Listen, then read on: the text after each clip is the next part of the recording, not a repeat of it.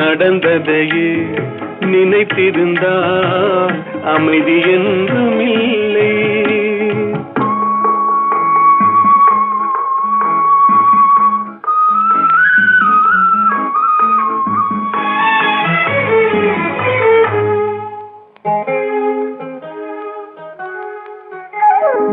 எங்கே வாழ்க்கை தொடங்கும், அது எங்கே எவ்விதம் முடியும்?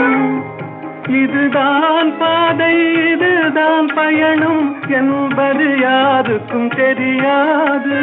பாதையெல்லாம் மாறி வரும், பயணம் முடிந்துவிடும்.